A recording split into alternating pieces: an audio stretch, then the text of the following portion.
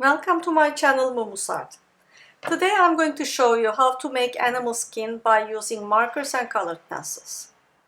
Here I'm having caramel color from Pro Marker, and I'm paying attention to the direction of the little hair that the chair is having. You can use the big and broad tip as well.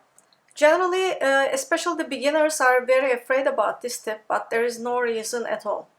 It is a very versatile tip, and you can use it for your advantage by rolling it in your hand so that you can create a little bit thick or a little bit thin effect. The direction of the hair is having a very important role whenever you are doing anything with little bit of hair. So this has very flat hair, but still it's a hair. So first I'm starting with always the markers. Whenever I want to mix with markers and colored pencils, using the markers as a base is always a good idea. But since there are white spots, I'm just leaving them white. But look at the edging of all these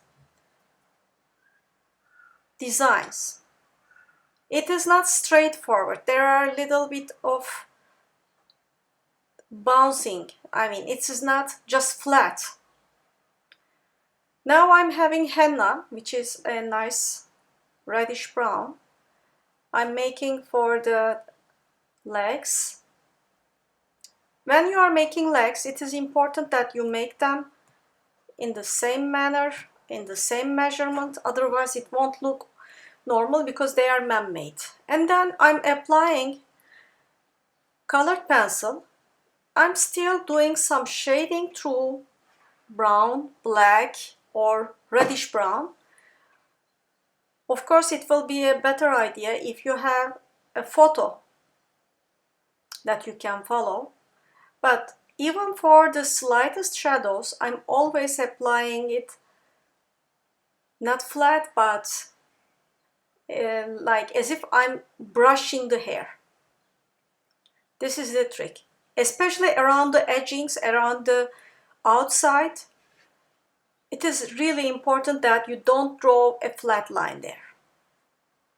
Here now I'm using Faber-Castell Aquarelle Albrecht Dürer series, which is the finest quality, but generally for these all you have to do is having a nicely sharpened edge and careful about the direction of the hair.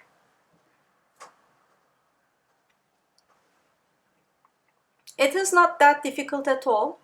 Only thing you have to do when you are making these type of shadows, you have to push and release. There should not be just straightforward lines, but shaped, and also whenever you need to use with multiple colors, you have to decide beforehand. For this reason, my advice is to check it somewhere else, then hit on your projects.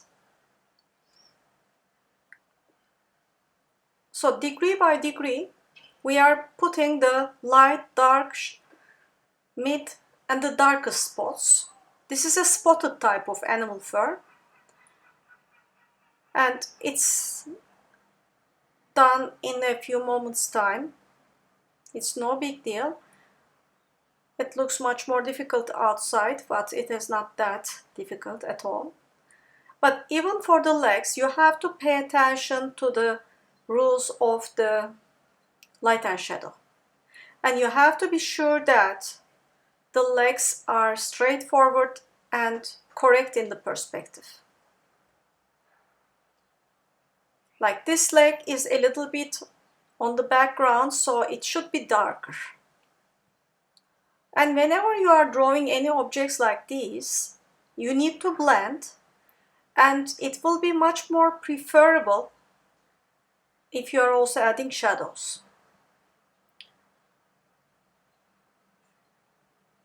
Even for the legs, I put a little bit of whiteness to have that glossy look.